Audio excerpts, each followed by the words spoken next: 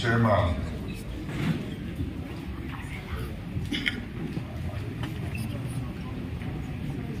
Dr. Latvian Moen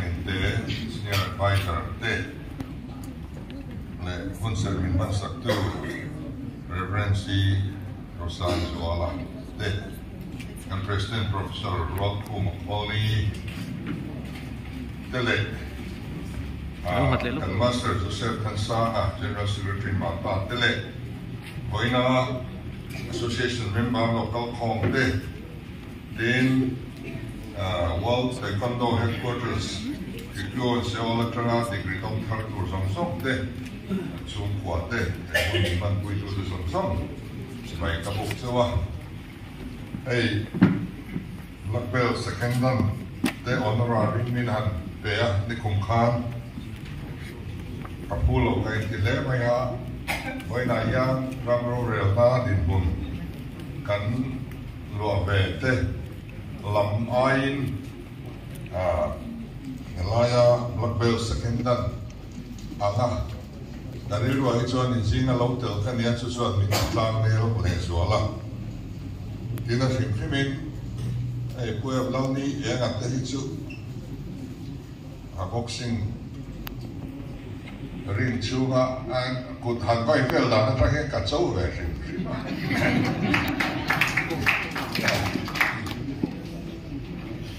Lekan lo fian beda nazuan black belt si taekwondo technical skill si sang lao tak kami ina tiama exam how tak apol tang dule sumindu sama don kenia kumthum matanga kumma vel zet temperature ngai ni tilom sau samtak ani lo bangin midam takin kong laka anbe don sal mo me evel chian adong tu chu mitumru mani mitunun thele in bank thei ani na alan tira do thele saidan taka midang te tira kai koi thei nun kong dik ngai humi ani ti atilang ani mithen kate phei chuan tai to hi sports ani sakhe loma nun thum pakhat way of life ani zo ti ya chi a degree also thar mi som di le pani kalong puya an foreign na le pek na te ngai san omani an mani lo kai koi tu an master ni chunga polo tu kasoye Persen kehian kan pian tir pada trangin tir susah frang kan zir hala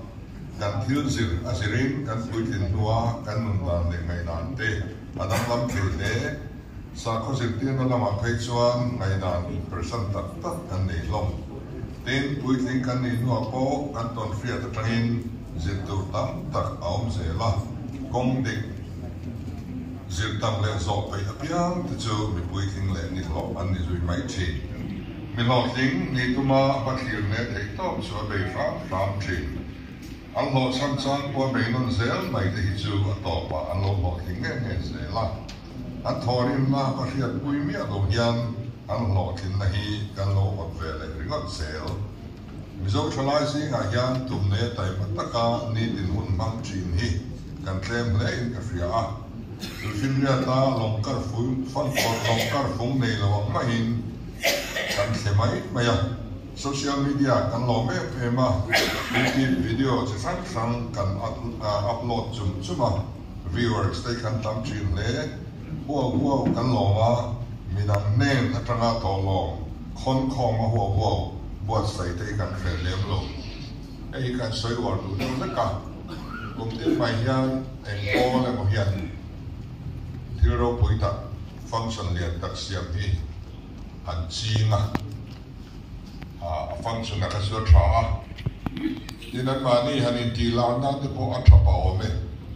mani in sum nei silo pol in sum nei silo ring takami thok chuak sa khon khomi engiti an tum thina emele te pei hi chuanin contestant pikan dong tem man tu ma hian min mai lo ni ber mai kan ti thei lo vi chu ti lo mai la mi sum ringa thil ro pui tak ti kan tum thei ni chu ti nem do chu a try in ka ban frame ti kha kan soi duwa tin kan ramin amamo thil siam lama ho tin tuma be be ngar sum do na lama ho tin tuma thapui tho bul tran me chu lam chu mutur kan wang phar thung ani kan ram mo ngoi agriculture sector lama in mang thalai hi mutur kan nei barlo mi lo thing ni tuma kong har sarap ngam hi kan tle me mani chuan ei zon na khop thiam na nei kan tle ma na tho tur nei lo kan tama tho chuan nei lo state kan ni pha ba ka sual na pungani literacy percentage sa India rama sangber fully literate kan ni to amara chu certificate kan neya apia lama hian kan la kal thui thei lo ani kan ram crime rate kan en chuan ruk case asang bera chu me om zo chu thok chuak pe si lovin midang tho chu sa kan ita ruk sak kan relo ti na ni ai hian kan tharau lam nun po thui tak kan ri lo me zilai si nga pop tum nei rang sir chu engemo za anong rolling anol pui chu tum big nei lo sir ve mai an la dam chuwang chuan India rama competitive exam tlang long tak taka po kanin siak tling lei thei talo ai all India service a phei chuan mina ho hian min rapet ani ta bera kan chief secretary po mina ania kan tron ngai ni all India service kan phak lo ni point central service aloma anwai yan tam tak aloma chumen wai state service tam tak aloma ni chuta po chuan ei ka soi fo trina soi non le ka du chu EMRS Eklavia School kan neya heta zirtin tu tur po hen kan tling lei thei lo ni amale le ka thiam ram kan in tia Eklavia School a hian namdang neu ni ran oma transfer an khergar ara an chuak se la tuna hian zirtin tu kan in dai lo ba casualin lo lamai ro kan in tiro tani eta rigot po hian kan tling thei lo ba za thang du chu ma ni a Central Union Minister nena relaxation means siam sakra recruitment rules a hian kan tling ve thei si lo ba nam dang nom thadu bok si lo ba kan institution hian atwara ni ka tia Mizoram big chu han pa in kan ti thei lo mai thia Arisian zongin state pani pathum pali pama in kai ko not is big time recruitment all some do siap kan lo tu mange atini so tiang chuan kan Union Finance Minister nena hian voi khum ka sei towa Mizoram Rural Bank ka hian mizo kan tling thei lova nam dang an ni tlang puya trong an tiam lo dor ar sa transfer an khernar ara tuna hian branch MRB branch hon mamo khua eng mozat le deal tu eng mozat kan neya an hon bel don po ni la ban power kan dai lo ni tuna om sa po hianin thop tu at claim lo to kan in dai lo ni so mai te tal so clean ve thei om hiani a so wangin voin he foram himan tram kai kadwa ka thalai te song and MRB ti al revel ang si a tal hi chuani nam dang hi le pel itum ve tangu til har lo po ni lo social media kan en pe ang tluk te hian tai mai la jin na ya azia omang ai tu na ya railway station kan nei do na prime minister ram san kan ma ri ho ta kan in pe vek to ni railway board noya recruitment and on tile do ni ta po chuan relaxation railway minister ne ka dil le report ni chu tiang chief minister ni chu sa tha ka si chu wangin I tlang ang u ti hi ka soi do ni voi na hian chu me ko ma chuan voi na kan function hi a poi mo te do nin ka ri a ta kon do hian ni tum rup na te rei pe na te kan tin lung pu kha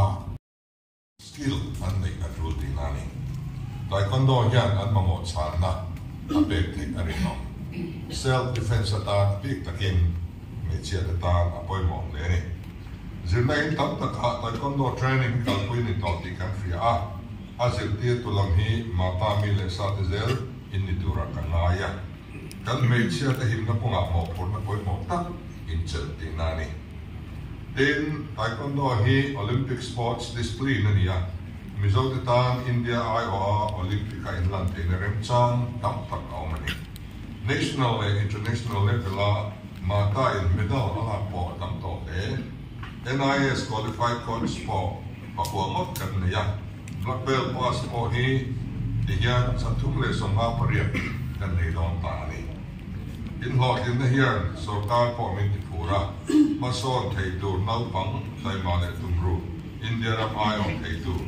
min bu sa phot chuan thei tok chua pui chu wi kan in buang mani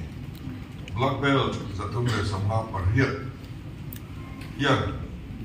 kholai hi tamuang sila ay tu na